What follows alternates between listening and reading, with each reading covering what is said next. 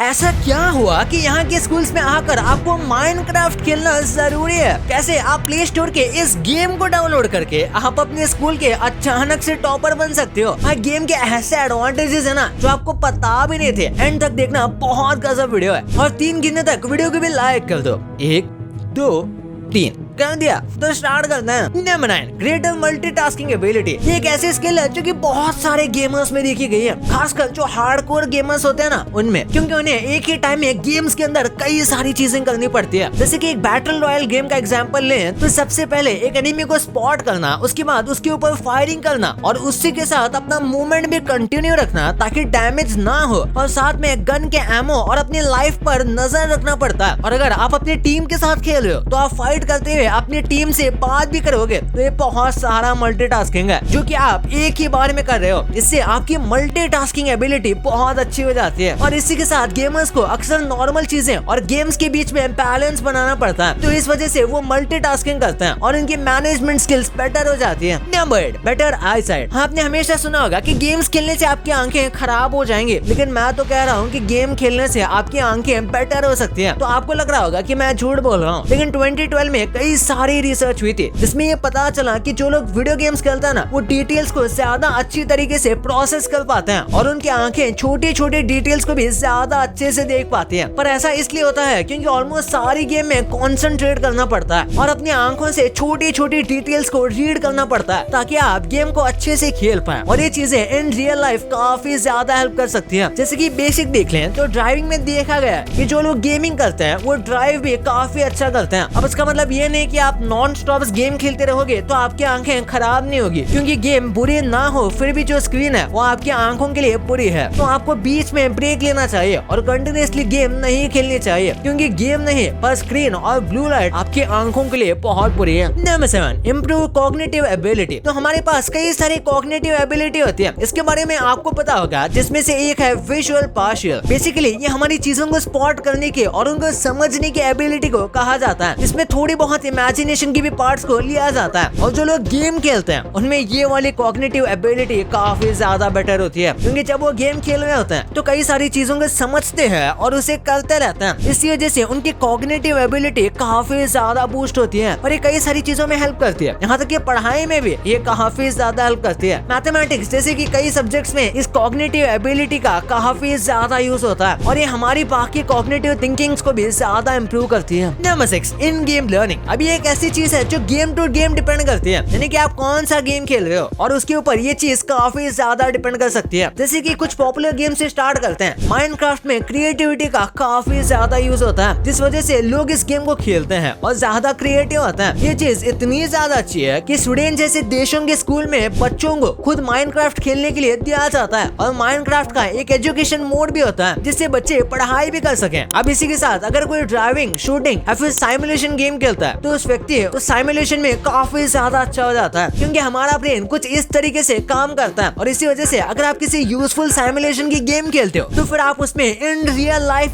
काफी ज्यादा बेटर हो सकते हो। और ऐसे और कई वीडियो गेम्स है जिसमें आपको स्ट्रेटेजी, मेमोरी और अलग अलग दिमाग के पार्ट्स का यूज करना पड़ता है और उन गेम्स को रिपीटेटिव खेलने के बाद आप उन चीजों में इम्प्रूव हो जाते हो। Number 5, enhance problem solving and logic. अब गेम्स में लॉजिक और प्रॉब्लम सॉल्विंग तो होती है। कई सारे गेम्स तो बस इसी चीज के ऊपर बने हुए होते हैं, जैसे कि जो रोल प्ले गेम्स होता है या फिर मिस्ट्री गेम्स होते हैं या फिर कोई भी एडवेंचर गेम, तो उन सब में काफी ज्यादा प्रॉब्लम सॉल्विंग होती है। इसी वजह से लोगों को out of the box think करना आ जाता है। लोग चीज को ज्यादा बेटर तरीके से विजुअलाइज कर पाते हैं और इसीलिए ये ज्यादा अच्छा लॉजिक भी बना पाते हैं और ये सब चीजें रियल लाइफ में काफी ज्यादा हेल्प करती है। अगर वर्क प्लेस पर भी नहीं तो एक आदमी की डे टू डे लाइफ में भी ये प्रॉब्लम सॉल्विंग और लॉजिक बहुत ज्यादा बड़ा पार्ट होता है। जैसे कि इसके पहले वाले पॉइंट पर मैंने बताया था कि आप कौन सा गेम खेल रहे हो ये इस पर डिपेंड करता है। तो इसीलिए अगर आप रियलिस्टिक गेम्स खेलते हो जिसमें मिस्ट्री और प्रॉब्लम सॉल्विंग है तो आप बेसिकली खुद को अलग अलग सिचुएशंस के लिए ट्रेन कर रहे हो। माइंड ब्लोइंग है ना। Number 4, faster and more accurate decision making. अब कॉग्निटिव थिंकिंग, प्रॉब्लम सॉल्विंग ये सब इम्प्रूव हो गया तो इसका डायरेक्ट इम्पैक्ट पड़ेगा डिसीजन मेकिंग में। गेम्स में कई बार ऐसा होता है कि हमें स्प्लिट सेकंड्स में डिसीजन लेना पड़ता है। एक नॉर्मल से बैटल रॉयल गेम को भी देख लें तो आप अपने एनिमी से भाग रहे हो तो कब फायर करना है, कब छुपना है, ये सब काफी स्प्लिट सेकंड में डिसाइड करना पड़ता है और अगर आप ये नहीं कर पाते तो आप हार जाते हो। तो इसलिए हमारे डिसीजन मेकिंग स्किल्स काफी ज्यादा इम्प्रूव हो जाती है और बाकी सारे डेवलपमेंट की वजह से हम डिसीजन और भी ज्यादा एक्यूरेटली ले पाते हैं। और ऐसा नहीं है कि हम कुछ भी डिसीजन ले रहे हैं, बल्कि ये काफी एक्यूरेट होते हैं और सही डिसीजन होते हैं। Number 3, increased hand to eye coordination. अब गेमर्स इस चीज में नॉन गेमर्स से काफी ज्यादा बेटर होते हैं। 2014 में एक रिसर्च की गई थी जिसमें 18 गेमर्स को और 18 नॉन गेमर्स को लिया गया और फिर उन्हें स्क्रीन पर एक ग्रीन डॉट को फॉलो करने कहा गया। अब ऐसा नहीं है कि गेमर स्टार्टिंग से ही बेटर कर रहे थे, बल्कि दोनों ग्रुप में कोई भी डिफरेंस नहीं दिख रहा था। लेकिन धीरे धीरे जैसे ये टेस्ट बार बार लिया गया तो पता चला कि गेमर्स इस चीज को बहुत ज्यादा अच्छी तरीके से कर रहे हैं, यानी कि वो काफी अच्छे से अडॉप्ट कर पा रहे हैं, जबकि नॉन गेमर्स को बहुत ज्यादा टाइम लग रहा था। ये बताता है कि गेम खेलने वालों का हैंड टू आई कोऑर्डिनेशन बहुत ज्यादा अच्छा होता है, यानी कि उनकी आंखें जो चीज को देख पाती है वो उसे जल्दी प्रोसेस करके उस चीज को अडॉप्ट कर लेता है। Number 2, real life profession. बड़े बड़े रियल लाइफ प्रोफेशन में बहुत ज्यादा हेल्प करते हैं, जैसे कि सर्जन्स। एक लैप्रोस्कोपिक रिसर्च में पता चला कि जो स्टूडेंट्स हफ्ते में 4 से 5 घंटे गेम्स खेलते हैं ना, उनसे प्रैक्टिस सर्जरी के टाइम बहुत ज्यादा कम एरर्स होते हैं और जो लोग गेम्स नहीं खेलते उनसे ज्यादा एरर्स होते हैं। और ये नंबर छोटा भी नहीं था, बल्कि 32% इंप्रूवमेंट थी। प्लस ये लोगों को छोटी छोटी डिटेल्स को भी ज्यादा अच्छे से देख पाते हैं, जिसके बारे में हमने आपको पहले बताया था। और बस सर्जन ही नहीं, यूएस एयरफोर्स में भी इन गेमर्स को हायर किया जाता है और ये एक एक्चुअल फैक्ट है। यहाँ तक कि जेट प्लेन पायलट्स और बाकी कमर्शियल पायलट्स में भी गेमर्स एक्सीड करते हैं, क्योंकि जब फ्लाइट उड़ाने से पहले उन्हें साइमुलेशन में प्लेन उड़ाना सिखाया जाता है। और तो नॉन गेमर्स के मुकाबले गेमर्स जल्दी सीख पाते हैं और वो कंट्रोल्स भी ज्यादा अच्छे से कर पाते हैं। यहाँ तक कि अगर गेमर्स और नॉन गेमर्स को रियल लाइफ में भी पेंट बॉल जैसी शूटिंग टूर्नामेंट में भी डाल दिया जाएगा तो गेमर्स ज्यादा अच्छे से परफॉर्म कर पाएंगे, क्योंकि उन्हें थोड़ा बहुत एक्सपीरियंस है, जो नॉन गेमर्स को बिल्कुल नहीं है, भले एक्सपीरियंस बस वर्चुअली क्यों ना हो। Number 1, social activity. इसमें कई बड़े बड़े कैरियर्स भी बना लिए हैं, बिल्कुल किसी नॉर्मल कैरियर की तरह गेमिंग करना एक कैरियर ऑप्शन है। यहाँ तक कि अब तो गवर्नमेंट भी ई स्पोर्ट्स को थोड़ा बहुत सीरियसली लेना स्टार्ट कर चुकी है, क्योंकि कई ऐसी कंट्री है जहाँ पर ई स्पोर्ट टूरिज्म एक रियल चीज बन चुकी है। भाई इतना सब कुछ तो आपने जान लिया, पर क्या आप ये जानते थे कि कैसे बस आप अपने शूज के लेयर्स को देख के ये पता लगा सकते हो कि वो रियल है या फेक। आप अपने स्मार्टफोन के डिब्बे को बस टच करके ही बता सकते हो कि वो फेक है या रियल। वो कैसे, बहुत मस्त ट्रिक है और वो ट्रिक इस वीडियो में पता चलेगी। तो इस वीडियो को आप भी दबा के देखो यार, और चैनल को सब्सक्राइब नहीं किया तो क्या कर रहे हो, चैनल को सब्सक्राइब करके बेल आइकन दबाना भूलना है मत। तो मिलते हैं अगले वीडियो में, तब तक के लिए बाय।